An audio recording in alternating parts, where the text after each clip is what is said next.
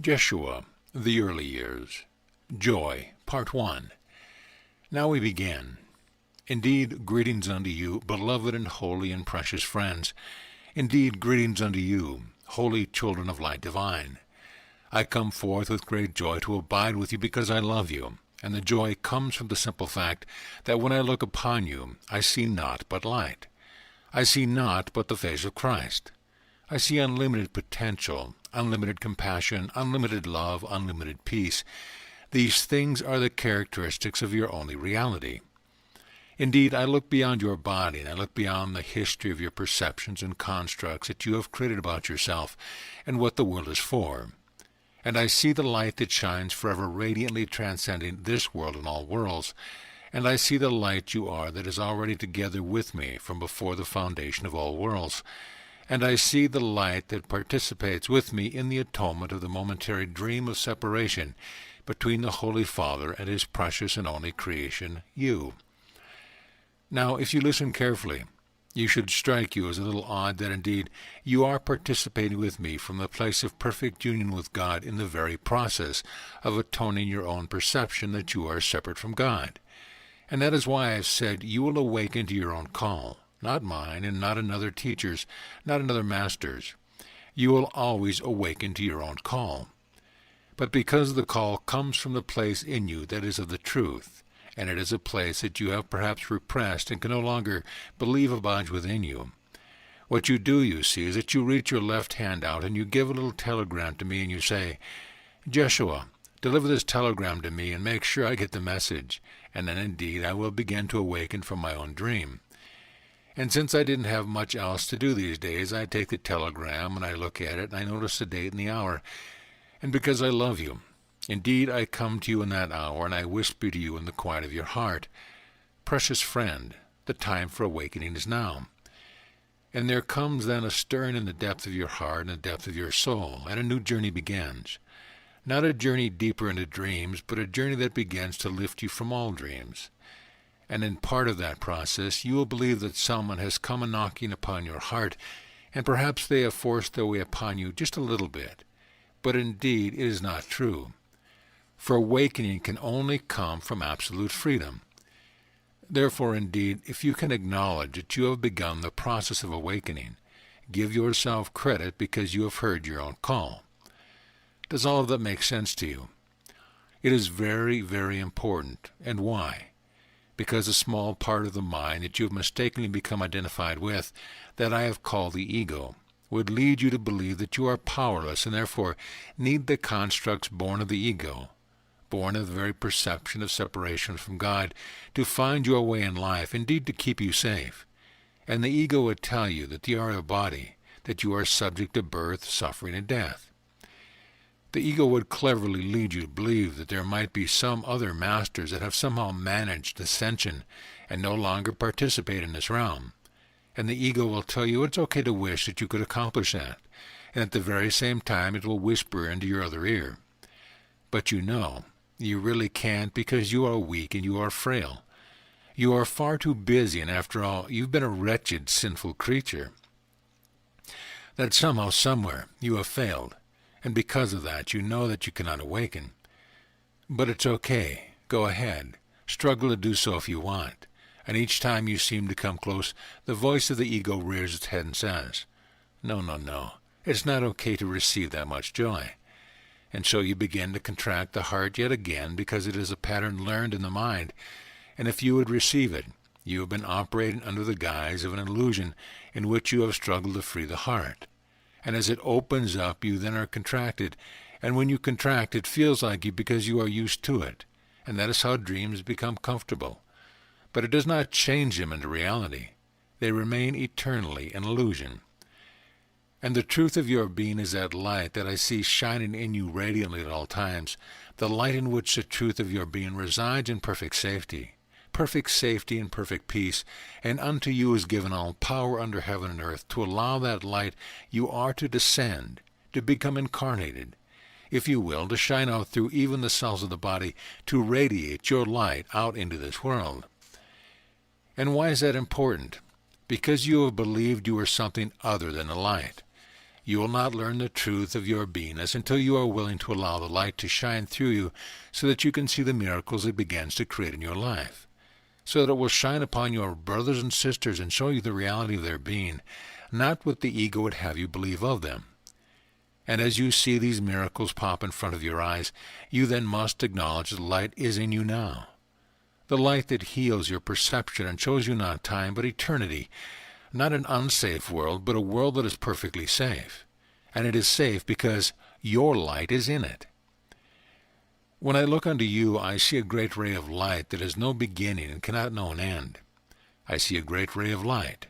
It stands, shine out, embracing and touching the further stars, embracing and touching all the multifarious planes of creation, and there are many of them. I see a light that embraces the whole of all things that have ever arisen will ever pass away. I see a light that shines forth from the mind of my Holy Father, made in his image, and therefore one with him eternally. I see a light comprised of compassion and grace and ease and power and creativity. For indeed you are created to create like God. And that is why every loving creation is eternal and every loving thought is true. And why? Because God is but love and his only creation is you. And love can only beget that which is lovely. That is a true and simple fact that you must come to remember, to recognize. And if you exist at all, you must be the presence of love. And if you are that love right now, here in this room, you are free to begin the process of releasing, or perhaps even ending, the dream in which a host of thoughts have arisen that have mistakenly distracted you into believing that you are something else than the Holy Son of God. And I have said to you many times that the greatest of keys to the kingdom is the key of allowing. For allowing requires trust. Allowing requires vulnerability. Allowing requires that you let the Holy Spirit bring correction to your mind, and you no longer strive to make that happen. And as you begin to rest into the key of allowing, peace begins to descend even into the cells of the body, and you find that you react differently. You smile even in the midst of a situation that used to create such havoc within the mind, and you will look upon your brother or your sister, and even if they are casting stones at you, you will marvel at the great light that shines just beneath their awareness of themselves. And indeed, you will know the great liberation that comes when suddenly the shutters are thrown open and you realize, my God, it's true. I am that light. I am that light I have been seeking for countless lifetimes. I am that light, and I am that light now. And then you see, the body itself begins to be freed up a lit, for you'll no longer be trying to stuff your emotions in little pockets of cells saying, hold on to this stuff, I don't want to look at it. Instead, you will say, okay, open the hatch and let it out.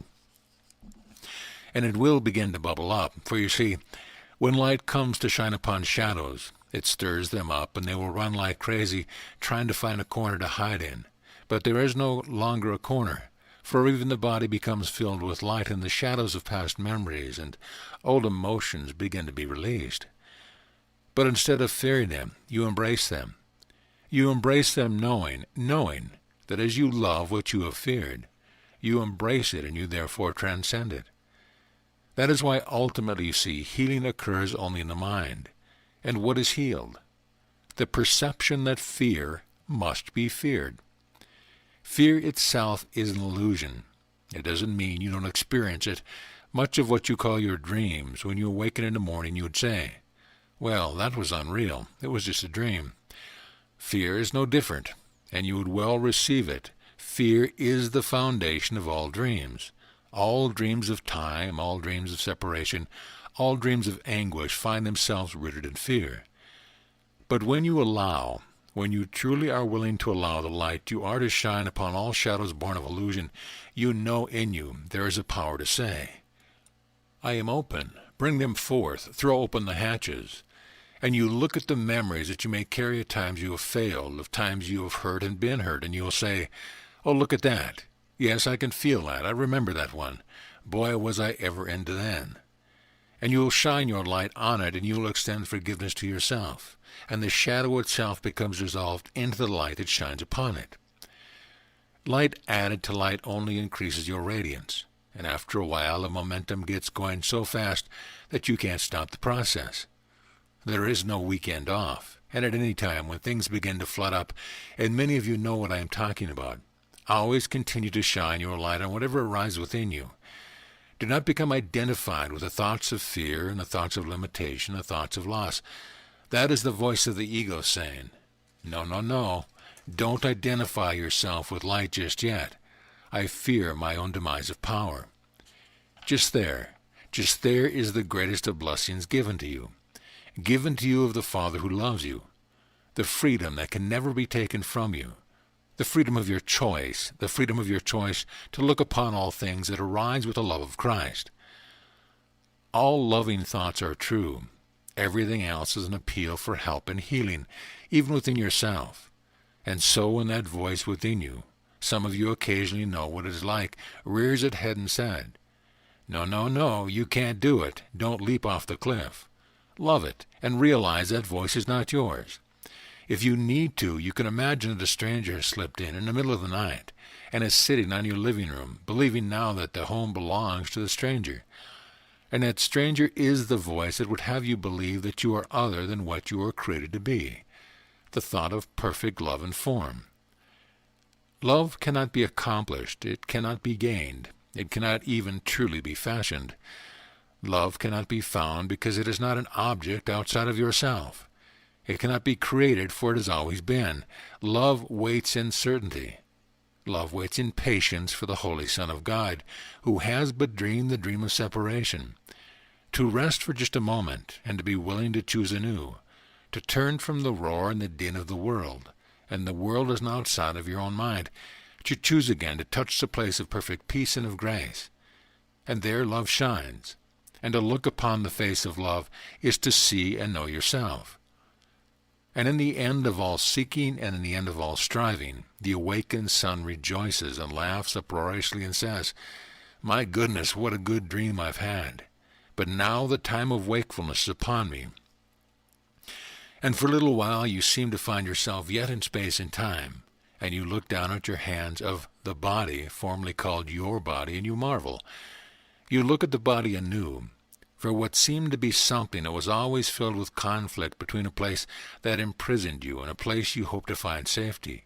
The thing you don't even understand what it is has been translated into a beautiful and holy temple, translated into nothing more, nothing less than a simple means through which the awakened mind of Christ extends love to the parts of himself formerly perceived as strangers and friends, brothers and sisters, so that the whole mind of Christ might awaken and merge back together into its own reality. Now that happens to you more often than you give yourself credit for. When you set aside every fear, when you set aside every need, when you set aside believing that you know what your needs are, when you are willing to just stop judging your brother and for a moment you look into someone's eyes and you embrace eternity. And everyone in this room knows what it is like because you've done it a million times. No matter how fleeting, you've done it a million times. And that moment of no thought and no time in which the two fragments that seem to be separated by bodies become one, and the light of love shines through the eyes. For indeed the eyes are the window of the soul. And those sparks of love meet. Not a love that craves, not a love that needs attachment, but a love that recognizes love. That is called the holy instant, and it makes all things new. And that is why your relationship to your brother and sister is the most incredible blessing, the most precious possession you can ever have. Each moment of relationship provides you with the opportunity to choose holiness and not specialness, love instead of fear, forgiveness instead of judgment. And because you look upon your brothers and because you look upon your sister and you realize that you are the means of your salvation, you will no longer tolerate error in yourself. And you will look upon them and see the face of Christ. You will learn to look past the body, to look past time and history. You will learn to discern that radiant light which shines in them as it shines in you. And then you will learn the magic involved in the simplicity of this teaching. You will learn what you choose to teach, and in teaching you must learn it for yourself. That is why there is no time to lose. Each moment is the opportunity for awakening. Each moment the opportunity for healing, that the things of time that seem to be a burden upon you and upon your brother can be placed aside, and the mantle of peace, like a gentle dove, can descend upon you, wrapping you in the shawl of a perfect love, bringing such joy to your being that you cannot find words to describe it and no way to contain it.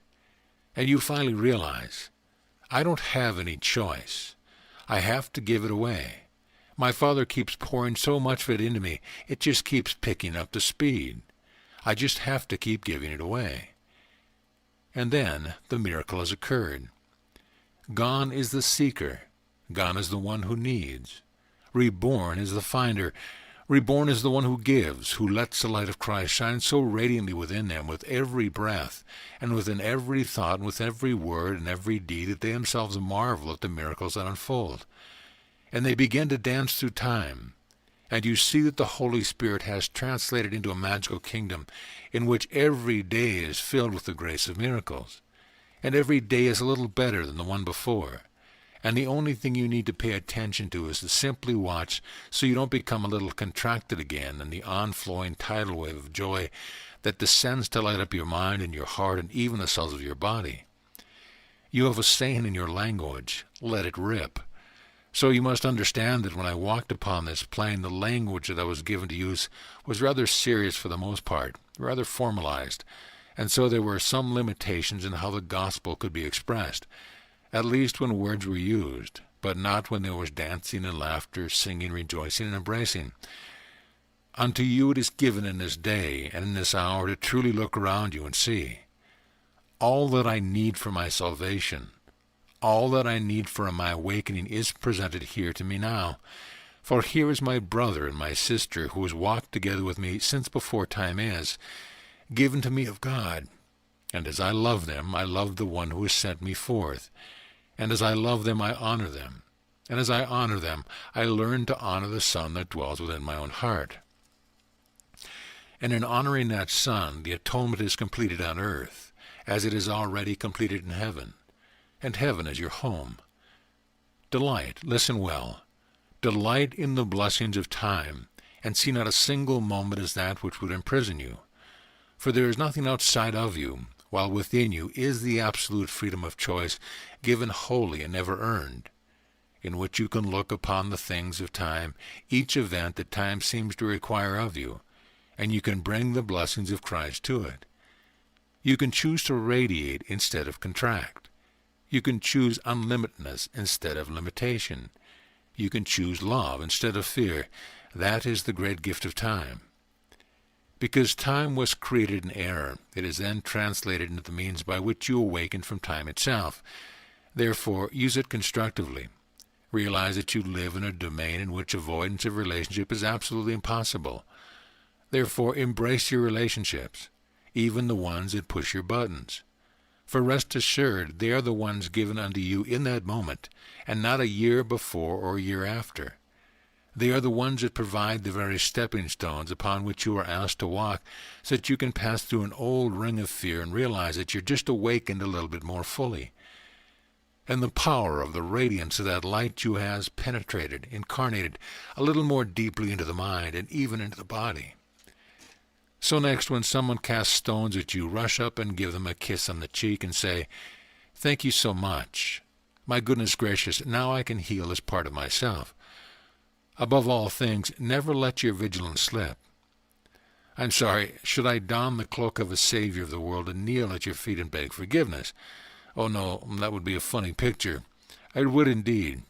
It has always been a funny picture to me to see that others would put the mantle of the Savior of the world upon my shoulders so as to avoid responsibility for awakening themselves.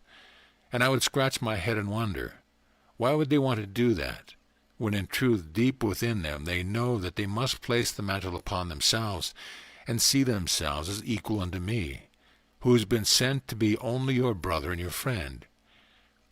If Christ dwells in me, and I assure you that Christ dwells in me, that same light must dwell in you equally. For if it does not, it means that God has created a rather imbalanced creation. And whenever you have felt unbalanced, it is because you have denied the part of you that is true and real, whole and lovely, forgiven and loved wholly. Listen well to what I have just shared with you. For there you will find the key that brings the mind gently back to peace each time you remember it. Each time you remember it. Each moment in time when you are not wholly joyous, it is because you have forgotten the truth about yourself. When that joy finally begins to sink in, you are going to feel a great weight lifted from your shoulder. The weight of perceiving that what was stolen your peace has come from somewhere outside your mind. It never has. I have been working for 5 years with my beloved brother to seek to teach him one thing. There is no set of circumstances that can dictate the choice one makes between love and fear. Just as there are no special circumstances you must strive for and achieve before you have the power to choose between love and fear. The choice and that power abide in you now. It is equally in a newborn child as it is within you. And the process of life, the meaning of time, is merely to create a field in which you can reawaken to the power of your own choice.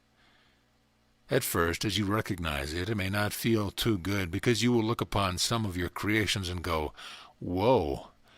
That which is called being in hell, that some of your psychologists might call being psychotic, neurotic, and all the rest, is simply because a part of the mind has looked upon its creation in which it is created unlike God out of fear, and it has taken upon itself the mantle of guilt. And guilt creates a block, so you spin in the same circle over and over again. That is what hell is. It is being in a rut. But when you look upon your creations that seem to elicit unpleasant feelings, because perhaps you see how your creation involved manipulations or control or what have you, when you look upon those things and remember the truth that they do not leave a single trace upon the holy mind of Christ, and when you look upon them and realize that your Father doesn't even see them, you are free to be reborn in this moment and to allow your life to be made anew. Oh, beloved friends, carry not the weight of the past upon you, for it is gone already. It is gone already. And the heavy bag that you have been carrying upon your shoulders was removed before you experienced it, by the love that created you, and you have been weighed down only by illusion. Would you choose not to join with me in casting off the bag that is no longer there? You can make a ritual if you like. Indeed, go to one of your intersections, and underneath the thing that hangs from the wires that tells you when you should go and when you should stop, create a circle of precious crystals. Heap up dried branches, and in the middle of what you call the rush hour, walk as though you are burdened by a heavy bag. Drop it off your shoulder, and then kick it into the circle and light a match, and then dance freely about your circle of precious crystals. Knock on the hoods of the automobiles of those that are honking at you and say, "Come, watch my bag burn. Come dance with me." You might be surprised. A few will get out and do a jig with you. In short, don't make the process of awakening so serious. Is it not rather interesting that seriousness is what creates the world of confusion, of pain, and it's an illusion? Therefore you bring the bag of seriousness to the very process whereby you think you are going to wake up. And you do your techniques, you read your text, you memorize all the lines, but still the bag is on your shoulder, and you can't quite figure out why it's still there. The bag is filled with the weights of seriousness, and joy, you see, is made of light, isn't she?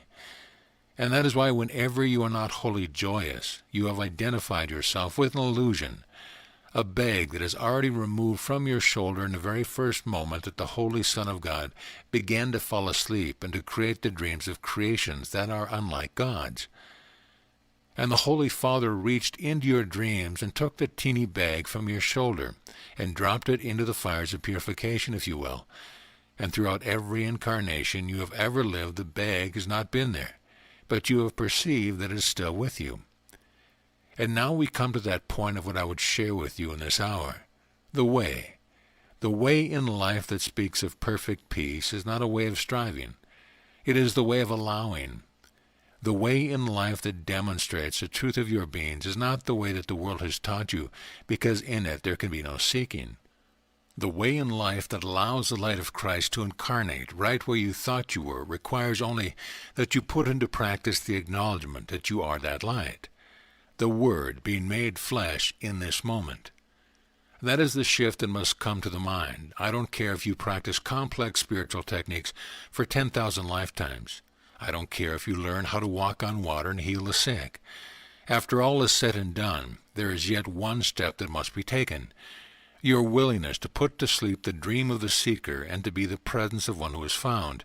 And the trick of it, of course, is that the ego will say, well, I can't do that because I haven't found it yet. And what I am saying to you is that it is your choice, held in the mind, to simply say, I and my Father are one. I am one who is found, and that light begins to live through me now. That is the way that you find it, by acknowledging that you possess what you have believed you do not. Seems rather paradoxical. I have said many times that the truth of the kingdom is diametrically opposed to the truth of the world. If your world says that you must struggle, then the way of the kingdom must be the way of ease. If the world says you must seek, the way of the kingdom must be that you have already found. If the world says you are guilty, the way of the kingdom must say there is no guilt. If the way of the world teaches you that you are born to suffer and die, the way of the kingdom must say that you are eternal and do not abide within the space and volume of a body. If the way of the world says that your mind is your brain, the way of the kingdom will say the mind of Christ is that which radiates, animating the brain and the body so that it can serve as a means of communicating the love of God. If the way of the world says you are frail, the way of the kingdom says you are the presence of eternal strength. And if the way of the world says it's not good to have too much fun, what do you think the kingdom says? Fun, party. That is a good phrase, party. Abide in that infinite light of joy. Bring it down and express to the world so that the world sees a demonstration of the truth.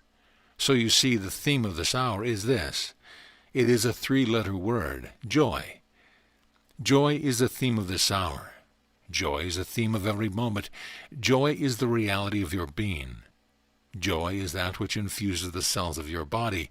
Joy is that which seeks to radiate from the great ray of light that you are and to descend through the crown of the head and to explode out through the very fingertips, rays of light exploding in all direction. Joy is that which will create laughter and smiles. Joy is that which seeks to bring lightness to the heart. Joy is that which heals. Joy is that which brings forth unlimited power to create God. Joy is the sign of an awakened heart and a corrected mind indeed. And the greatest of blessings, the greatest of recognitions is this. You cannot create the means in this world to become joyous, but you can bring the joyousness you are to the circumstance of this world. And when you do that, you are the Savior of the world. You are the one sent forth of God, enlisted in what seems to be the foreign legion. Indeed, can you come to touch that place of reality in you? I want to share with you right now that part of this work that I seek to do in this world, not only through this my beloved brother, but through countless others, is a correction. The healing of a deeply held perception that somebody else must be the one that the Bible is talking about. Somebody else must be the one who is the Word of God made flesh. Somebody else must be the one who is to be the Messiah. If you know that you exist, rest assured you are that one. Who, me? Yes, you. Rest assured I too said, who, me? And then I realized if somebody didn't do it, nobody would ever get it. I was the first, if you would well receive it, to complete the atonement as a man, completely, irrevocably. And because of that, my Father has put me in charge, if you will, of the atonement. And I come to give you the love that you are. You may think that somehow I give you strength, but actually I am rather good at sleight of hand, and while I am talking to you, I reach into your hip pocket and grab your strength and your love, and I bring it up and I put it back to your face, and you believe, wow, how did this one named Jeshua do that? Those of you that have tasted miracles because of our interaction in this form, is it not time to give yourself equal credit for the strength and the light that is brought forth? Whatever degree of miracle, of healing that have come and have been given to you has come because you have chosen to awaken to your own call. I am just your delivery boy. Ah, joy. Can you feel it? Can you feel it now? Are you willing to throw off the shackles of the mind and heart right now in this moment? Whether you are sitting or lying down, it makes no difference. Are you willing indeed to let joy radiate through the cells of the body? Are you doing it? Can you feel it? Turn the attention of your mind as you could look and see every cell. Just go in there and turn the knob and open the door and pour light. Imagine right now you are looking down upon your body that has never been yours, and you are deciding to fill it with light. Go ahead and do it. There is no great secret, no great technique. It's not going to take you 6 months of workshops to learn how to do it. That's why they call them workshops. Why not have gatherings of celebration of the truth? Are you doing it? Don't sit there passively. Do it. Bring the joy in. Enlighten the cells. Let them get lighter, lighter, and lighter and filled with joy. Feel how it brings the breath more deeply into the body. Feel it down to the tips of the toes. Yes, light. Let there be light.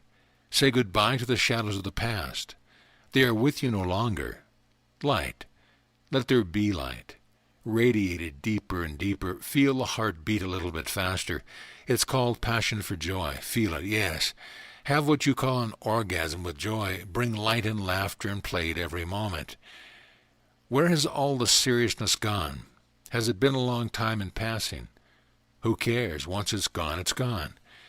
We abide together now. We are the great rays of light that shine forth through the mind of God, and we bring a new vision indeed in this planet into this earth. We are the joy. We are the light. We are the bringers of the gospel. We live it. We are the truth. Look at us. Yes, we are the ones that have burned our bags in the intersection. Well, if you want to keep yours, go right ahead indeed. This is what it's all about. There isn't anything you need that you do not already possess. And when you throw open the shutters of the heart and allow desire born of a pure heart to lead you away, what you thought you must fear called passion. What you thought you must fear called your dreams and aspirations. What you thought you must fear because it might make you stick out in the crowd will no longer be a bit of concern. Trust me, I know about sticking out in the crowd. Some of you in this room did not want me to stick out in a crowd because you feared that the world could take me from you. Surprise! The world just freed me to be with you always, beyond all your perception of birth and death, beyond all your perception of suffering and doubt and struggle, beyond your perception of separation born of time. The world served my intention well, and the drama was played out and the resurrection was completed. And if you believe in me, you believe in the reflection given to the world of who you are. For the life of Jeshua ben Joseph is your own, as yours is mine. That is how intimately united we are. We share one heart and one mind when we rest in the truth of the infinite and eternal joy that is present of the love of God in us. And when others say, "Lo, the kingdom is here," and another says, "No, the kingdom is here," look them in the eye and say, "No dice. The kingdom of heaven is within me, because I am the one who chose to be wholly joyous. I let the joy overflow so much that I cannot help but give it to the world. And if there are those that fear joy, give it anyway. And if they can't bear it, rest assured they will drop out of your life. But it's only fear that causes that to happen. But no one can flee from light who does not turn and flee to light. For light surrounds you wherever they are on the path they choose to walk. If that is true, and I assure you that it is, it means that you are safe to release your hold upon your brothers and sisters, whatever the form of relationship may have been. You are free to give them to me, and I will keep them safe, and I will whisper to them in their dreams until they make the same choice that I made in time, to release the dream of the dreamer and to acknowledge, I and my Father are one. Rest assured that I will leave no one that you entrust to me. Unshackle from your heart, unshackle from yourself the weight you have carried for so long.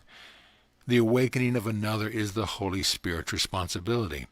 Your only function, your only purpose, your only task, if you will, is to be the presence of one who has allowed correction to come to mind so that you are forevermore the thought of perfect and joyous love and form. That is all that is ever asked of you. The rest is being taken care of. It's a bit of a release, isn't it? Addressing a member of the audience, well, it's about time you gave that to me, thank you. Wish I'd thought of it sooner. Beloved friend, whenever you think about that truth, you have immediately moved into what is real and eternal, and it no longer matters if you didn't think about it earlier, because in this moment all things are made new. It is called rebirth. The little sigh that you felt released more than you know. Now be ready for miracles. Oh, I am. Bring them on. Ah, yes. What then are your true dreams? For while you abide for a little while in time, it is given unto you to allow unhappy dreams to be translated into happy dreams. And you will know the course that the Holy Spirit will take you on by the things that come into your life without effort.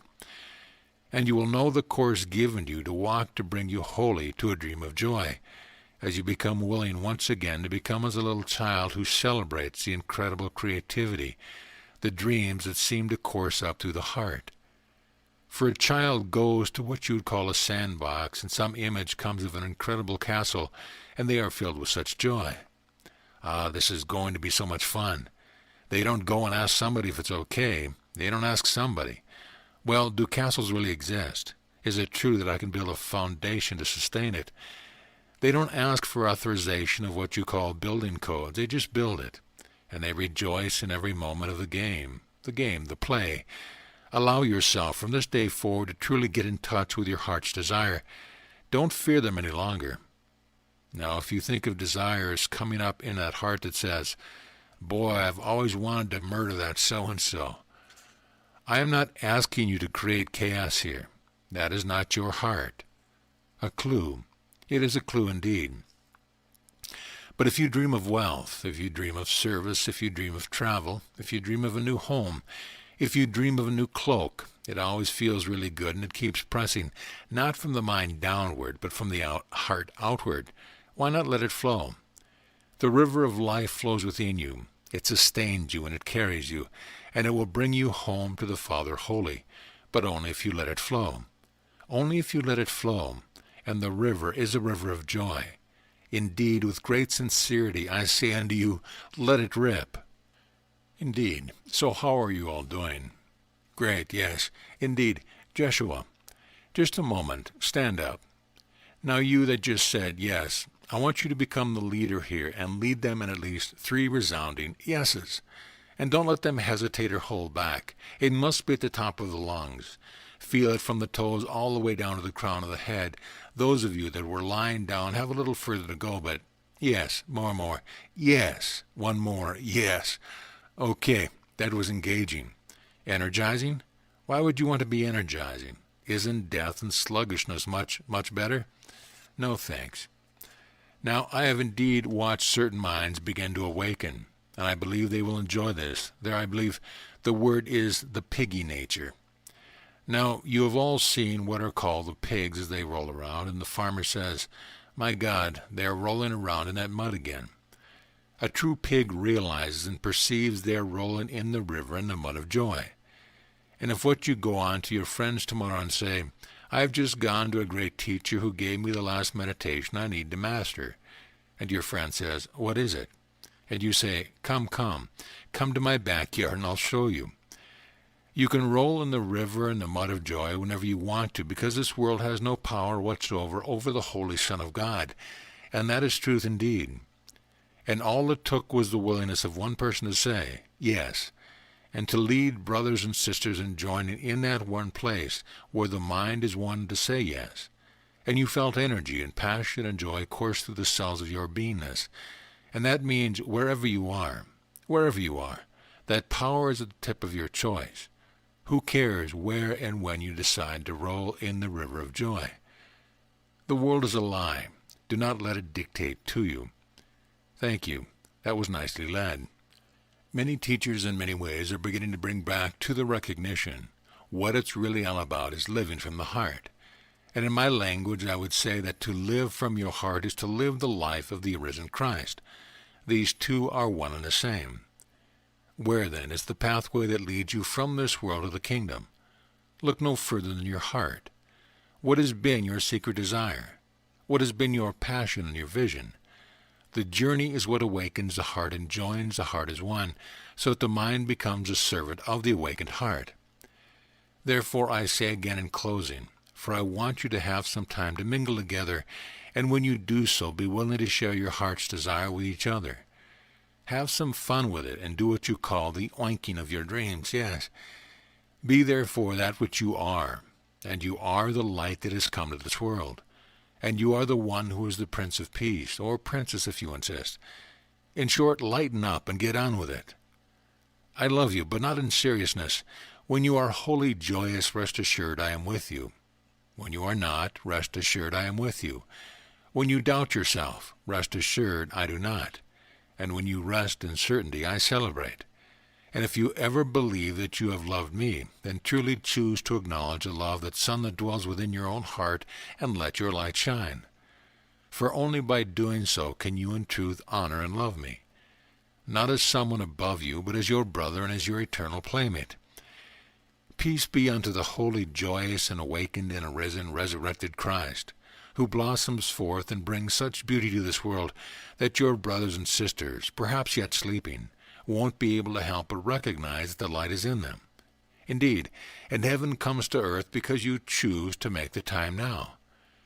Have a good time mingling. Come up to someone and give them a hug and say, "You know what I've always really wanted to manifest in my life?" And let them know. What the sun decrees begins to move into manifestation. What the sun hides is held as a light under a bushel. Decree and manifest heaven on earth. It's really all you've ever wanted anyway. Why settle for less? Peace be unto you whom I loved before the foundation of the world. Peace be unto you whom I walk with and celebrate with, even when you don't notice and forget. Peace be unto you always. Amen. End of Joy, Part 1. Jeshua, the Early Years. Joy, Part 2. Now we begin. And yet once again I say unto you that it is with great joy that I come forth to abide with you. And often have I said that. And yet have you truly sought to comprehend what those words mean? That it is in joy that I come forth to abide with you. And if I come in this rather particular way to abide with you, so that your body can sit there, and this body, temporarily borrowed, can sit here, and I can come and abide with you in this manner, rest assured that I come always with joy to abide with you where you really are. You do not abide within a body. The body, again, arises within a field that can be called your consciousness. It is born out of your desire, your expectation, your perception that have been built up and built up and built up. And one of those perceptions is indeed that you are within the body, but you are not. Therefore I come not to abide with the body, but I come forth to abide with that great ray of light that you are, that shines forever beyond the body and beyond all worlds. It is to that great ray of light that I speak, and with that great ray of light that I commune. And the process of awakening, the process of the atonement, is not just some mental gymnastics in which you try to exercise certain statements of which you say, "Well, good, I'm one with God." It doesn't quite feel that way, but I believe it anyway. That is where it begins. But the atonement is indeed completed when the whole sense of identity that you carry is no longer in any way, shape, or form limited to the space and volume of the body. There isn't even a trace of identification with it, save that you acknowledge that you have allowed it to arise within the field of light you are. And it serves no other purpose, save to be a means by which you communicate the light that you are into this plane of density, and to this world of yours. If this were not true, it would mean that you are not as God, our Holy Father, has created you to be. And I have said many times in many ways that God is but one creation, his holy and precious child, his son, if you will, that which is the offspring of the mind of God. And that which is an offspring of light, that is made in the image of light, can only be light, filled with wisdom, filled with creativity, filled with joy. Therefore I come forth in joy, because joy is that in which I abide eternally, and I come forth to abide with you. Not the body that you think you are, not the body that you think you are in, but I come forth to abide with that great ray of light that outshines all worlds and is forever one with me since before the foundation of all worlds. And the miracle that allows the atonement to be born on earth, which means in the body, even as it is already completed in heaven. The miracle that allows that it is the simplicity of your willingness to set aside constantly everything about what you believe that you are, so that you can relearn the truth.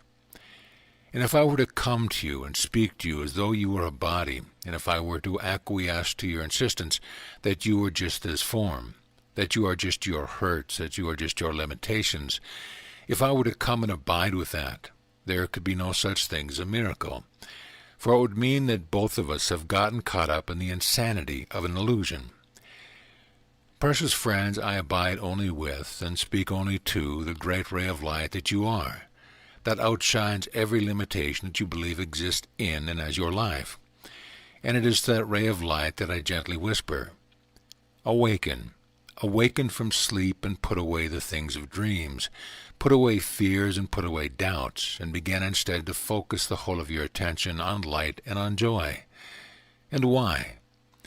If this world has been made an error, and I assure you that it has, and if the world is diametrically opposed to the truth of the kingdom of heaven, it must then follow that the perceptions and beliefs that have made this world are indeed the opposite of a knowledge that you can find in the kingdom of heaven.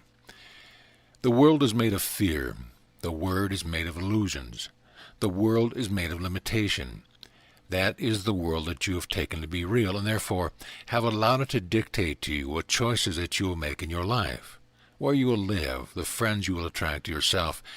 Every last aspect of your life has come forth out of the perception that you are a body, separate from everyone else, that you live in this world, and this world is real. This world is constructed in separation, fear, and guilt. Therefore, if you perceive it as the real world, you must then attract to yourself that which mirrors what you are insisting on believing in. And yet I say, week in and week out, I come forth in joy to abide with you. Not with your illusions, not your dreams, but the real you that is filled with power and light and goodness and love and capability and creativity, and you name it, you are it. If you name it, you will be it. What you decree, you become. So if I come forth in joy, I come forth from the kingdom of heaven. The kingdom of heaven itself must be a state, if you will, a quality, if you will, in which nothing can sneak in through the back door unless it is more joy. Does that make sense to you? If a limited thought emerges and comes and sneaks into the kingdom of heaven, heaven is no longer heaven. So who would want to be there anyway? Not I. If there is a trace of shadow in the kingdom of heaven, it's no longer heaven. If there is a doubt or feeling of psychological weakness, if that abides in heaven, then it is beneath who you are, and you might as well throw it away. It's no good to you. The kingdom of heaven is a state and a quality of such joyousness that what takes place is that the light that you are begins to vibrate at a higher and higher frequency until the things that arise in your world that seem to be limiting you don't even matter any longer. And that is extremely important, and that's what I want to speak with you about this evening. If when what you perceive as a limitation pops up in your life, rest assured it is coming forth to reveal to you that there is a shadow of perception, of thought, of feeling that is less than whole joyousness, if you will, that yet needs to be, shall we say, corrected within you. Now, the mind, through its habits, will look at the limitations that arise and believe that the limitation is real, and therefore will, in a sense, step the vibration down to match the vibration of the limitation so that you can do battle with it. Do you know what that feels like? It is called beating the head against a brick wall. Now, who is the builder? Who is the bricklayer? You are. Enlightenment, empowerment, whole joyousness, if you will, cannot begin until you are willing to accept total and complete responsibility for everything you see, everything you think, everything you say, and everything you do. But above all, everything you feel. Because the causative factor of what you feel and what you perceive is never outside of you. Well, surely that must be wrong. When the landlord raises the rent and I don't feel good, surely it is the act of the rent being raised that causes the feeling that I'm having. That is what the world will teach you and what it would ask you to believe. But remember, the perceptions of the world are just the opposite of the truth of the kingdom. Can you begin then to allow yourself to admit, to consider, that every feeling and every perception has no cause outside of you? Each time you believe that it does, you have chosen. You have decreed like a judge with a gavel. You have judged that the world outside of you is real and contains a power over you. That choice occurs nowhere, save within yourself, within the mind that you are, and it requires something quite fundamental. It requires that in that very moment you have set aside the remembrance of yourself as a great ray of light. You have given back your God-given power and have chosen an illusion to be your authority. So then, can you understand the great blessings of each moment? The Holy Spirit has already translated the world that has been brought forth in error, that you have gotten a little caught up with, into the very means whereby you can awaken from the dream of separation, re-identify with the light that you are, and therefore outshine everything that has represented the world to you. Every anger, every hurt, every fear, every limitation, every empty wallet, whatever it is, you can outshine it. You can actually change the whole picture because you are using your light to create the world that you see and have believed in. And what is the key that unlocks that? Joy. Joy is not just a word. It is not just a temporary feeling. Joy is something that you have complete control over 24 hours a day. It is a vibration. It is a frequency. And if you were to go into one of your laboratories and say to one of your scientists, well, show me the frequency and color of sadness, you could guess that it might be dark gray, and the frequency of love carries a quality of, shall we say, pink and light violets to it. The frequency of joy vibrates at a very high color, if you will, a vibrant, radiant, golden light that you can't even really tell if it's gold or white. It is a vibration. It is a frequency. It is a tangible reality. It is a real doodad, if you will, that floats with all the other doodads in the universe, and you can claim it as yours every time you choose to remember the truth. You can choose to open up the body even and literally draw the joy down through the crown of the head.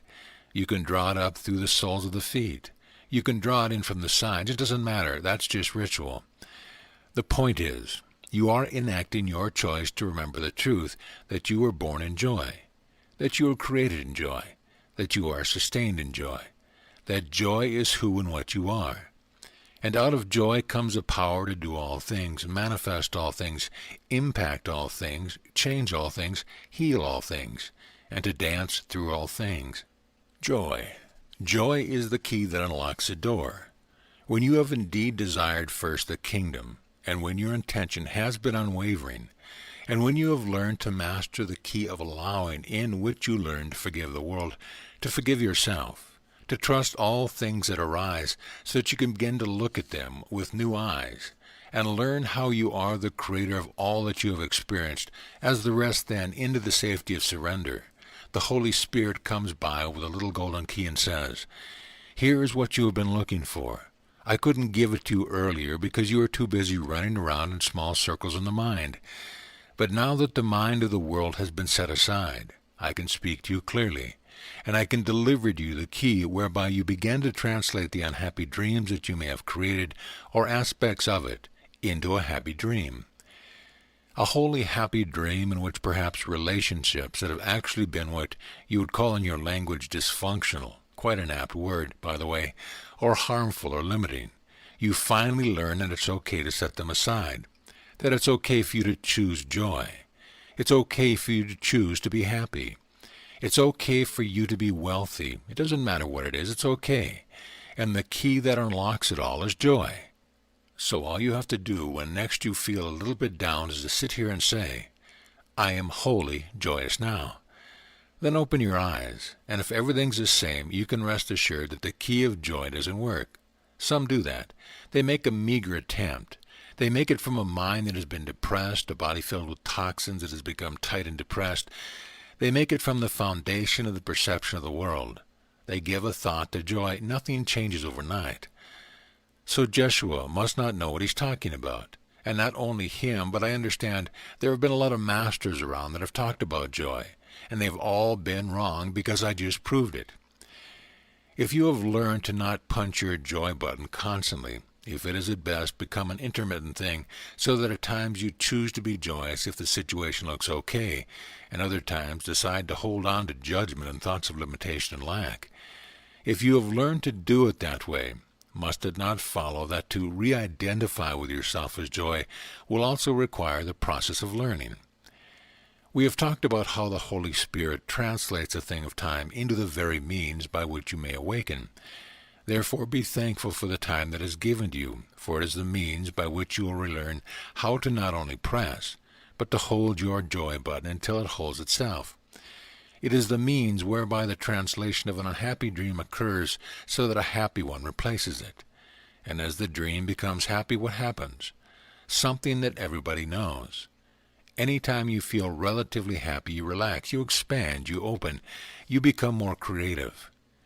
You feel more in tune, more alive. The cells of the body sing. That's why everybody likes being happy.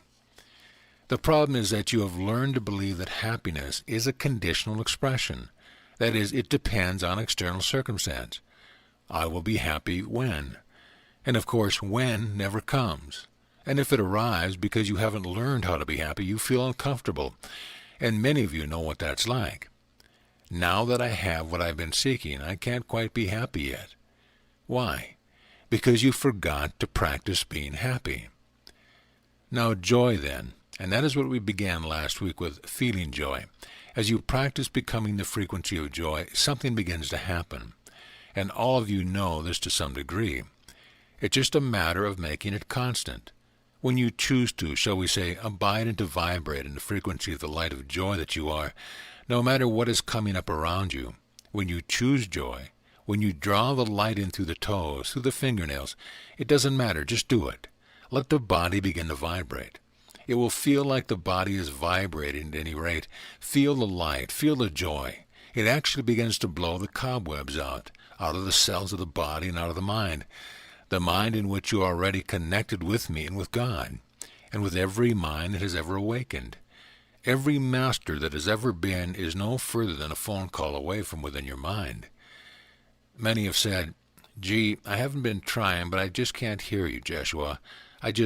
Meditation doesn't go well. What's going on? It's because there is static in the mind, like a cloudy day that blocks the sun. The sun that truly shines dwells within your heart now. Not one thing separates you from your right and your power to choose to dwell in the joy that is the presence of the light of the Son of God that dwells within your heart. As you choose the frequency and vibration, miracles accelerate. The picture that you have created, called your life, begins to vibrate a little, you see, because it always responds to the frequency that you are living in. You could say that the world is your perfect servant, and it will always show you exactly where your frequency is. As you choose that vibration, you could say that you begin to vibrate the molecules of matter. You begin to break up the old pictures so that which does not resonate with the frequency of joy that you are choosing to live within, those things begin to have a few earthquakes. And if you are willing to allow them, they will drop out of your life. Now this is the big stumbling block, you see, because part of the mind is still attached to believing that its identity, its reality, is made up of the things outside of it. So that as you choose awakening, as you choose joy, all the little fears that you have been carrying begin to float to the surface, and you have a choice to make. Love or fear. Ever heard that before? The way is easing without effort, and yet it takes you through the eye of the needle. The way is the way of love, and love is the expression of joy. A joy that must spill over into every dimension of your experience until every dimension of it mirrors to you the happy dream of your constant union with God. And then the world itself fades away. You transcend the world. There is a process to go through. It is a process that will take you from where you think you are to where you long to be. And the process requires that willingness to trust love. To trust love to carry you beyond every fear that has ever limited you and ever made you believe that you can only be who you are now.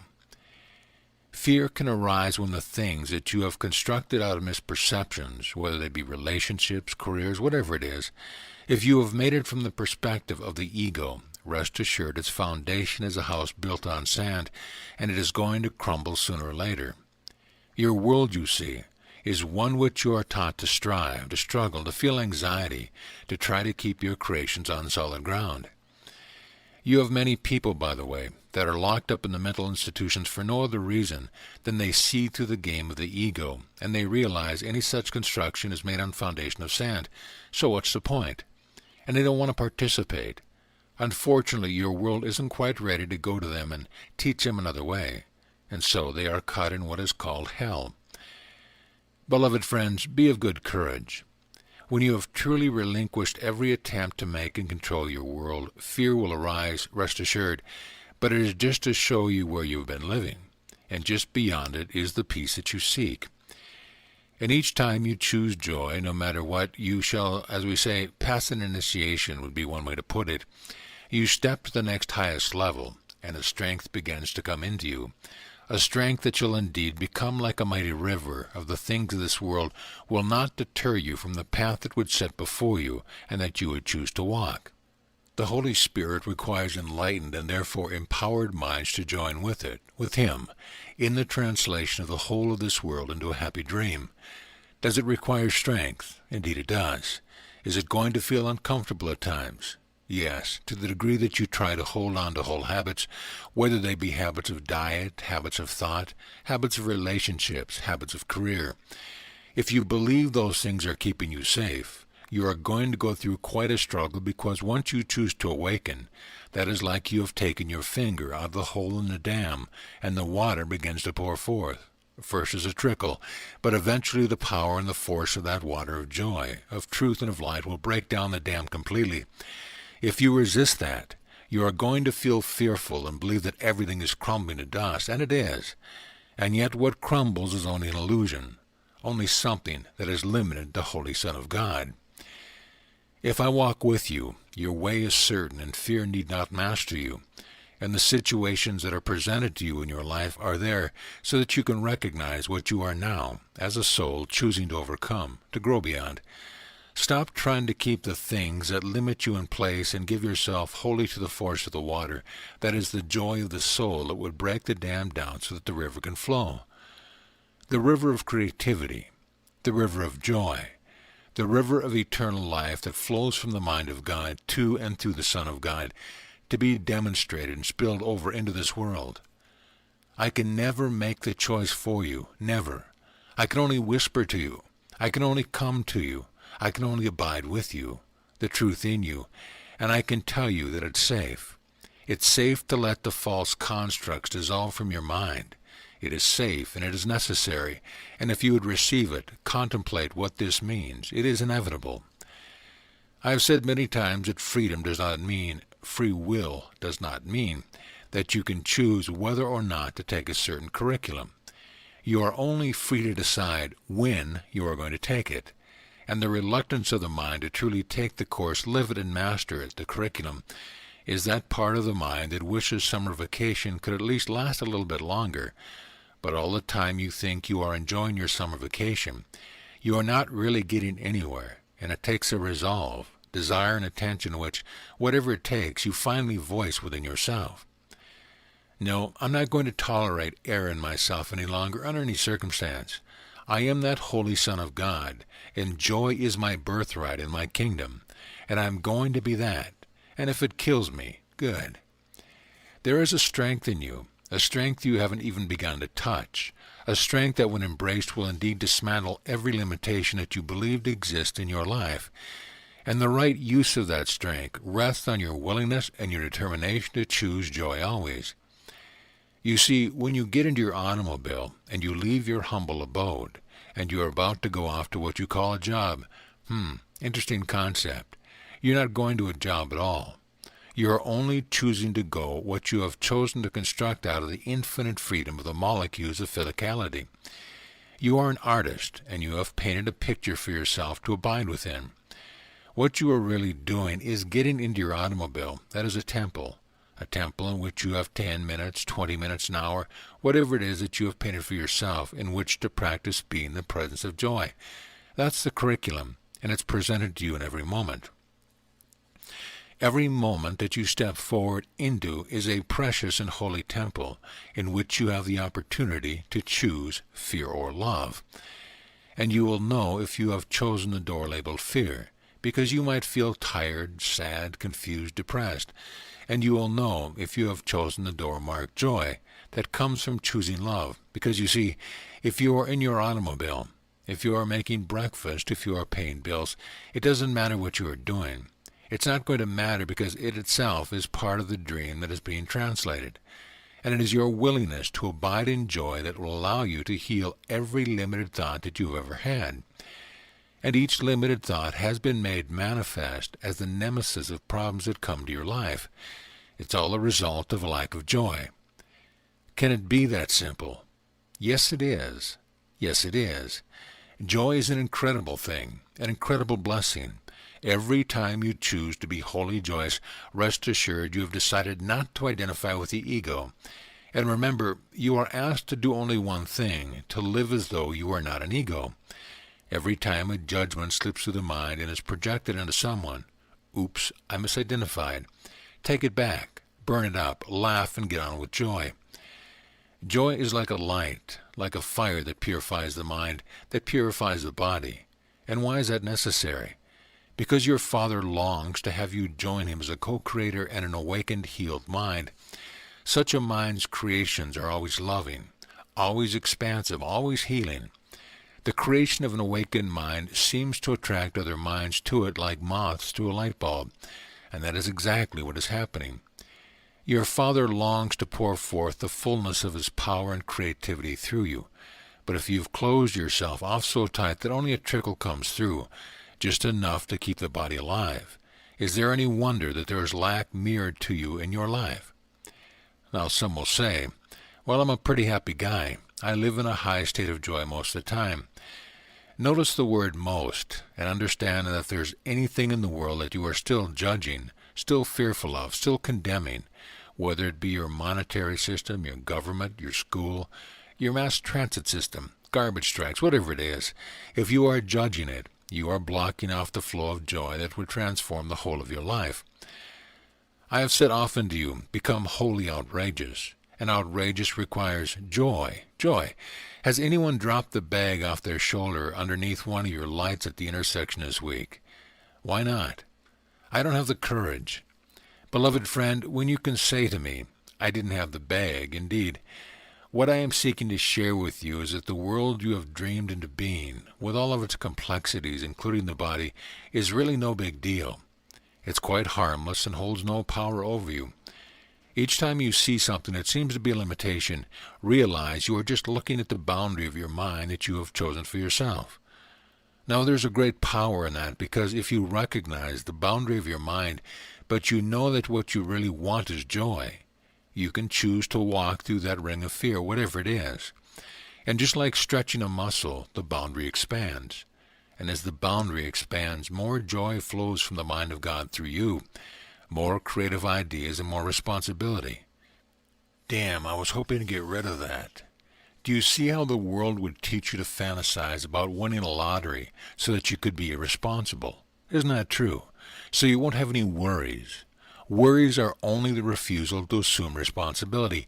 And yet, paradoxically, when you join with me in being willing to assume responsibility for the atonement, for the whole of creation, phew, now there is an 80-hour job week. Paradoxically, your joy becomes full and you rest in what is eternal. For when you have expanded the boundaries of your mind to allow joy to be the fountain in which you swim always, and when the deep part of the mind within you, that is the mind of Christ, says, all of creation is arising within me. This is my doing. Therefore, I'm going to heal it and I'm going to correct it, and I assume responsibility for the whole of the world, without jumping ahead to how you are going to take care of that. Then the Father pours forth into you the power and the wisdom and the light and the life to achieve your goal of healing the whole of creation and completing the atonement. First things first, this temple, the body, is the means whereby it is given unto you to extend love, and love can only radiate from a mind that is wholly joyous. Now, you all know that when you are in the presence of someone that is not wholly joyous, you are not quite as attracted to them. Isn't that true? The body deserves your love, not because it's your home, because it is your tool. And when you abide with only loving thoughts, you will find that such things as diet, all those of habit that you have, begin to naturally correct themselves. As you come to love the body by resting in the joy that is within you, you will indeed find miracles. For you will be attracted to new ways of being in which the body itself. And that's a very important step. Not one to be rationalized away by saying, well, all I need to do is to zap myself with a little light and nothing really hurts it. Are you sure? If you are not sure, be honest with yourself and take steps to correct what you are putting into it. The body, this thing that starts here at the head and ends up at your toes, is like a transmitter and a receiver. As you choose to tune it up, it becomes capable of radiating higher frequencies of joy. As you choose the frequency of joy, the desire to tune up the tool naturally grows. That's step one. And step two is to realize that no one is responsible for your thoughts save you. No one can change them. No one can heal them. No one is responsible for causing them but you. At first, that seems to be a bit of a bummer because it means indeed accepting total responsibility. Complete responsibility without an excuse, without claiming victimhood. And yet, claiming that responsibility is what empowers you. It empowers you to be willing, finally, to be able to choose to be wholly joyous. And as you begin to tune into that frequency, and you get a little bit of a shockwave going, wow, that was nice. Should I try it again? Oh, why not? And you open up and you say, Father, I'm ready. Just pour it down through me. I dare you to overwhelm me. He'll try. He loves to try to do that. And then next the little shockwave goes. Oops, well, that was nice too. And I didn't even need another body to get it. I didn't need to go to the movies. I didn't need to win the lottery. What caused it? My God, I did. No causative factor outside of my desire, my willingness to feel joy. And the more and more and more that you tune to that frequency, you will find that your Father's cup overflows and never stops flowing, and every moment can become more joyful than the one before. And who cares what the circumstances are? As you tune into the frequency, the life that you have been living will begin to shift and change. Just remember that you are like a painter who takes a look at the color and says, well, that's not quite right. I'm going to erase it. And a new color will come. And with that new color might be new friends, might be a new career. You might find yourself getting up at 3 a.m. for prayer and meditation. You might find a desire to discipline yourself just a little bit more. Oh God, Jeshua is talking about responsibility and discipline tonight. I knew I should have gone to the movies. Responsibility is what makes your joy full. Please remember that. Responsibility for the whole of creation is what will make your joy full. Discipline? The terrible art of loving yourself? You have a statement regarding the improper use of some substances that seems to change the biochemistry of the body, drugs. The statement is, just say no. Discipline is the art of loving yourself, truly loving yourself, and saying no, when you can tell that to say yes will be to compromise your frequency of joy. Sounds simple, doesn't it? Rest assured, if you practice that simple little test of never saying yes to something that compromises your frequency of joy, you will be in for a surprise. Because what will be revealed to you is how many times in each day you do compromise your joy. Know you what is called the rat race. Know you what is called conflict. Like you keep trying to get out of it, but your feet keep getting stuck more in it. It comes because to some degree you compromise your joy, and then the soul within you becomes sad. And when you become sad, your frequency drops and you find yourself butting the head against the wall because you yet believe that the wall keeps you safe somehow. It stops you from growing. It stops you from becoming more. It stops you from stepping into the arenas you thought you could never perform well in. The brick wall is your limitation, and it keeps you in hell, pure and simple. It keeps you from heaven. It keeps you from the power to effectively deal with complete responsibility. Joy, for those of you that were with us last week, do you remember what that felt like last week? Joy. Did you practice evoking that in yourself in the week that followed? Or did you only think of it as a memory and go, well, that was nice. I hope we can do that again. Do you see how the pattern in your mind is the very pattern that must become disciplined? If you truly loved yourself, your desire to drink in joy would become constant and primary, and you simply would not tolerate in yourself any willingness to make any other choice, no matter what. Talk about an addictive drug. Don't say no to it. Say yes. Say yes. I want you so badly to come to where I am. I want you to so badly to give up your dreams of suffering, pain, and lack. I want you so much to realize the love that the Father has for you, that is poured forth and shaken down around you so thoroughly that you can't even comprehend it. The mind could never comprehend the love of God, but the heart can become an open valve through which it can flow. Your life is worthy of reconstruction in what you desire, and I say this unto you and those of you that have perhaps studied my Course in Miracles. Rest assured that if you are truly getting it, if the atonement is beginning to stir within you, you are going to eventually have to come face to the fact that peace isn't just mental gymnastics. The healing of the mind must necessarily affect the healing of how you are in this world. That changes how you are in the world, it must. And if that is occurring within you, certain things that you have constructed in your life are going to start to feel like a prison to you. Now, what happens is that the mind says, well, it's reality, so I'll conform myself to it, instead of letting your joy and your peace and your love burst the walls of it so that you can grow into something higher, more radiant, so that more and more light can be entrusted to you to flow through you. In short, what I am talking about here is don't fool yourself. Don't rationalize it away. Face it head on and admit it. If there is some aspect of your life that is not working, get straight with yourself. Nobody is doing it but you. And all around you is the power to effect change because the power is within you. What is one of the simplest ways of knowing whether or not you are allowing yourself to flow with joy?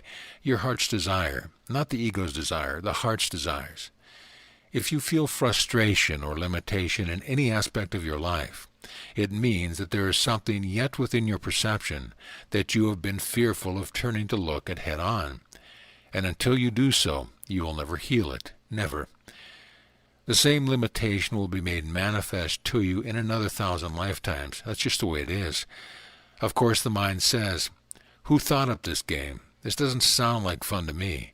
Can't there be another way out? No. You created the game.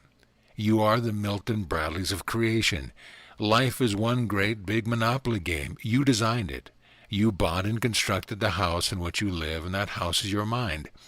And its foundation is the amount of joy you are willing to open yourself up to, and the degree which you are willing to let that joy pour forth through your life to burst out through the limitations that you might experience, until your joy so far outshines the world that finally the perception is healed. The light goes on and you finally realize, wait a minute, the monopoly game can't contain my light. And you would put away every last trace of need to try to conform yourself to the physical world. And then you will come to where I am and abide in unlimitedness, given unto you in the very moment that our Holy Father thought you into being as a perfect image of himself. Become unlimited. Choose to become powerful, and it will look differently to everyone. It doesn't mean that you are all going to become billionaires and run for president on the independent party ticket. But it does mean that you'll get straight with yourself and realize that there is some friction causing unhappiness in your life. Then you know there's a limit there, a limitation. You will turn and face it head on and declare that you are no longer willing to tolerate it because it does not befit the Holy Son of God. Honesty begets responsibility. The choice of responsibility begets discipline, and discipline begets the return to joy, and joy completes the atonement in you, indeed. So I hope that in this brief hour so far I have perhaps been able to shed light on a few things, to give you a few thoughts to chew upon. I mean what I said when I said that my way is easy without effort. The willingness to live an unlimited life filled with power and grace, beauty and creativity and effectiveness. The willingness to learn, to change whatever habits of perception and thought and behavior you are carrying that are limiting you. The choice to live that kind of life really doesn't require any effort. What requires effort is the resistance to that life, because it is a resistance to the overwhelming river of joy that longs to pour forth through you, to rebirth you. Being in the world is what takes effort. The mind has simply gotten it confused. So cut loose and go for it. Cut loose and be willing to use each day to face your limitations head on, to love them, to embrace them, and to transcend them. And you will know when you have transcended them, because they won't emerge any longer. A simple law of creation. And remember, it's a law written on a card resting on a monopoly board that you created in your office and that you have sold to yourself. You've made up all the rules, even the rules of mastery, and the mind has conveniently laid them aside. I call you this evening to join with me in, shall we say, a bit of a new direction in our time together. I call you to join with me in learning how to express the mastery that you are. All that has transpired and all that we've done to this point is to shake things up a bit and find out who really wants to get on with it. While I extend my love to everyone, I cannot force myself on any mind that I cannot give what gifts I would bring to anyone who chooses not to put them into action. And if you happen to have some friends who love to talk about unlimitedness and mastery, ask them if they are really ready for it. For what we are going to begin in this evening, if you will, a progressive experience of bringing mastery into manifestation. But it will require your diligence and your complete commitment. It will require that you support one another and love one another. It will require that you set aside the whole of the world wherever you happen to be and choose joy. So right now, in your own way, go inside your own heart. Let the body relax and just breathe into the heart. And when you are ready, ask yourself with complete honesty, am I really willing to take the curriculum now? And if as you seek to answer the question, you see fears coming up, you see questions come up that say, well, if I could only look ahead, I might be able to make a decision. Rest assured that part of you really isn't quite ready, and that's okay. The atonement requires finders and not seekers. The healing of mankind requires finders and not seekers. It requires masters, not those who say, well, gee, I'd like to master it all, but gosh, I have so many other things to do. Those other things are there because you have resisted your own mastery to some degree in some way. To borrow a phrase that recently came up into the mind of my beloved brother, when you are willing to learn what you know you don't yet know, mastery is only a blink away. Interesting thought, don't you think? And take it another step further.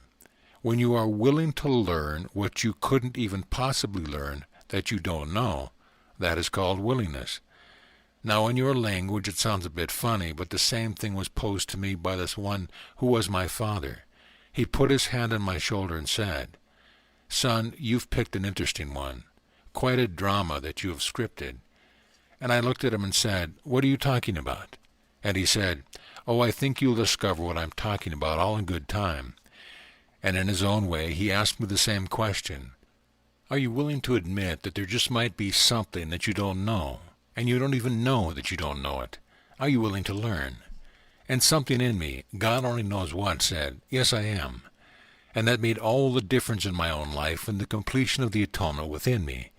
And I like to think it's made some difference in the world, just as your choice will make all the difference in the completion of your own atonement, and therefore we will also make a difference in the world, Well, that was fun. How are you all doing? Fine, great. Has any of this made a bit of sense? Yes. Look around you for a moment, fellow travelers, desirous of mastering the only curriculum that needs to be learned.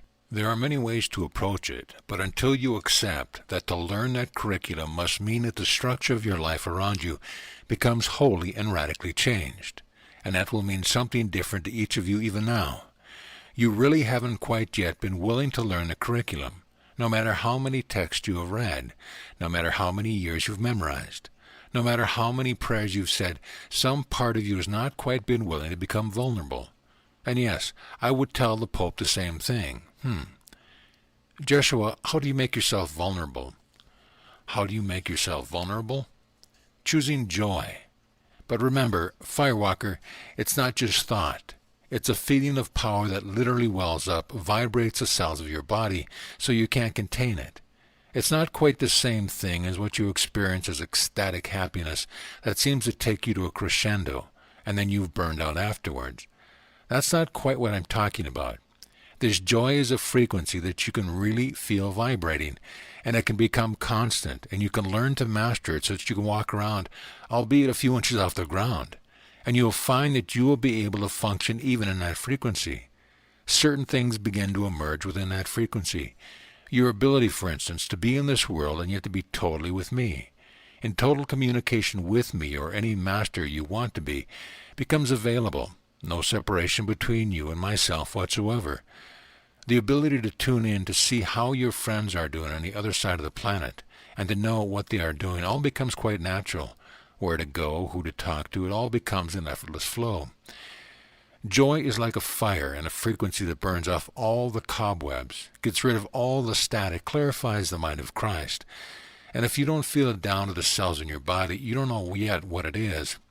Does that help a little bit? It helps. So at first the idea comes to mind, I choose joy, or I choose to come from love. But the body isn't healing yet, and whatever is going on is heaviness. My mind will actually make the statement, I and my Father are one. Then what's the next step after the statement is made? The desire is there, but the body is feeling heavy, whatever the reason. What is the reason? The only thing I can think of is because I don't want it. For some reason, I don't want it, and I'm blocking it, and I'm scared of it at some level. And that's what I was talking about earlier. That fear gets projected outside of yourself. You become fragmented, thinking the thing you fear is something outside of you. The fear is that what is within you. The next step beyond the words, and I've given you many, many cues, is to become outrageous, play, sing, and dance. Get a new motion going in the body. Get a little crazy. Do things you've never done before. Interrupt the patterns of the mind. Ask the Holy Father to overwhelm you. It is fine and well and good to begin by saying, I and my Father are one. Isn't that a great thought? But I'm depressed. Now the next stage, Firewalker, is to learn to find ways to evoke joy even in the body. You know some ways, but I am talking about some others here in which you truly begin to create a frequency. And we are going to do a little bit of that in a few moments. But it must be felt. It must get to the point where you can turn the frequency on no matter what. Know you that which is Reiki or the hands-on healing. It's just a dimension of letting some rays of joy enter the field of another's mind. They think it's entering their body. It just enters the mind. The body follows suit. You've already allowed it to enter the field of the mind, but you are keeping the trapdoor closed if it doesn't pour forth into the cells of the body. Eventually, no matter what, you can turn it on and you won't turn it off. That's the next stage, and there is indeed, as you well know, a part of you that's a little reluctant to be overwhelmed with joy. A part of you yet carries a sadness that you unwittingly yet identify with. Not as much as in the past, it's lessening, but it's there. And so when you speak joyous words, I and my Father are one. I choose love and not fear. It's almost like you tune into up here, the head, but there is a heaviness down here in the heart, and there seems to be a gap between the two. What we are talking about now is really being willing to close the gap, to erase what is down here that blocks the downward descent of joy. Indeed, so Firewalker, are you ready to give it a shot? Ready to go for it? Fine, come here. Why did you get out of your chair so slowly? Well, I have a sore back. Now, what I want you to do is clap your hands 3 times as loudly as you can. He claps. Get into it. Now pick what an old friend of mine would call a goddess. Pick a goddess. Now dance. Get into it. Let's go. I'm not a dancer. Yes, you are. That's a perception. Addressing the others. Clap for him. Let go. Come on. The group claps and the 2 dance in front of the room.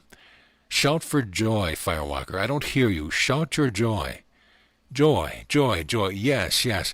Clapping, dancing, and shouting continue. Okay, all right. Now, thank you, goddess. Thank you, goddess. You are welcome. Now, Firewalker, how did that feel? A little spooky at first. A little fear came up. Am I doing it right? And then I got more response from people. I felt like saying yes with me and joy. It felt better and more at one with the group. In other words, you felt safer. I felt safer, yes. That's a good way to put it. Yes, it's a good way to put it. Now listen. When I first asked you to dance, what did you say? In my mind, I don't know. Give them a moment here. What? I am asking them to give you a moment so that you can just rest and ask yourself to look back to that moment and what statement did you make? To myself I said no or something like that. Some block came up, an embarrassment or something. What did he say? I'm not a dancer. You said I'm not a dancer. Well, did I say that? Oh my goodness, where did that come from? That is what you said. I don't even know I said that. Now this is very, very, very important, and once again this man, Firewalker, has earned his nickname. Firewalker, do you see how I created a set of circumstance that evoked an old perception that expressed itself for this moment in the statement, I'm not a dancer? What the Son decrees is. You see, I pulled a little bit of a fast one on you. You didn't know it was coming, so you couldn't prepare. And the truth came up, the perception you hold. I'm not a dancer. Now, dancing isn't just a god and a goddess shaking their bags of dust around. Dancing is what life requires, you see. When you say I'm not a dancer, it doesn't have anything to do with how you move your feet and all of that. Nobody is holding a placard with the little numbers up on them. Besides, God has a placard and he always gives you a 10. Do you see what I'm saying here? I do. It means that the perception, that's the sadness inside, for you, Firewalker, have carried that belief I'm not a dancer. And you are a dancer. You just proved it. I thought you did rather well. Yes. Indeed, now the dancing goddess. Did you enjoy it? I felt a little self-conscious at first, but I got over it. Exactly. Could you feel how this energy state changed? That is, as he began to get into it, you also began to get into it. Yes, it helped me.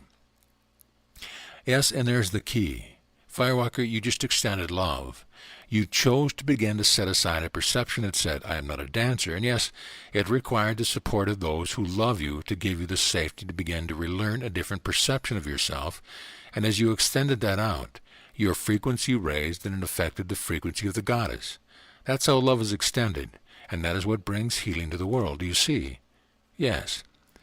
Firewalker, are you willing to become a dancer? Well, very much so. It wasn't so bad, was it? Now I know some of you are going. Boy, I'm glad he didn't pick me. When you can't wait to get picked on, the end of the journey comes much more quickly. What I want to give unto you now, I'm not necessarily done for the evening here, but I want to give unto you what you might call a bit of a homework. Contemplate what just took place with Firewalker and allow yourself freedom, total safety. Imagine that this group of friends is with you all week long. Imagine yourself to rest in the safety just like Firewalker did, and let yourself take a look within at the ways in your own life in which you might be making the same statement to yourself. The ways in any given day in which you refuse to be a dancer, the things that seem to evoke fear, that depress you and conform you and close your light down. Allow yourself to look at them. Not to make a judgment, that's not what it's about. The Holy Son of God is far beyond judgment. But just look at that and then choose one of these ways, and you'll find more than just one that will pop up. Within the next week's time, create a situation that seems to evoke that and make a different choice. Find a way to become a dancer in that circumstance. It doesn't mean that you have to necessarily stand on a street corner and dance, although that's a good one. Become creative at looking at your life. It may be the way in you try to communicate to your spouse. It may be the way in which you refuse to take care of yourself and find a way to dance, a way to evoke the feeling of, yes, this is rather nice, I'm loving myself. Because that is what Firewalker really just did. He loved himself enough to dance. He said, the heck with the perception that seems to block me. I'm going to dance. And the day will come, you see, when Firewalker dances all the time and he won't really care if we are all around to support him in safety. He'll dance no matter what the world says, and that is mastery and freedom. So fair enough. Do you understand the assignment? Does it make any sense to everyone? Yes. Indeed so, Firewalker? Yes. Thank you. Thank you for all your love, your teaching, and support. Teaching and love and support are totally meaningless unless someone receives it. It is received. Thank you. I know indeed. So you see, we are going to be having some assignments as we go down the path. Some will seem to challenge you as you've never been challenged before, but not until you are ready for them. That's all you need to do this week. Become willing to look at the ways in your own life that you are refusing to dance and find a way to make a different choice. It could be as simple as how you feel when you walk in the door of your place of employment. You might choose to skip through the door, kiss your little time card, smile at the supervisor, and say, "What an incredible day." It may be something that simple, but you begin to interrupt what has become a chronic and unwitting and unaware pattern in your mind, because that unaware pattern is what has been telling you that the world out there is really real. And it's not. It's an illusion. It's all done with mirrors. So I indeed love you, and in you is the worthiness of the Holy Son of God to choose anew, to choose empowerment, to choose awakening, to find the small and little ways that perhaps seem big, in which you are yet blocking that light from flowing through your life. Will it feel like dying? Oh yes, thank God for that. Death is the most incredibly beautiful creation you've ever come up with. The death of the ego, the death of the small self, the death of all illusion. Oh my God, what a beautiful and glorious sight. So go ahead and die a little this week, that the joy in you might become full, and the life in you might shine forth. And that life and the light will be the means by which the atonement is completed on earth as it is in heaven. Be at peace in all things, and know, it's not serious. Sing, laugh, dance, play. Indeed, peace be unto you. Amen. So ends Joy Part 2.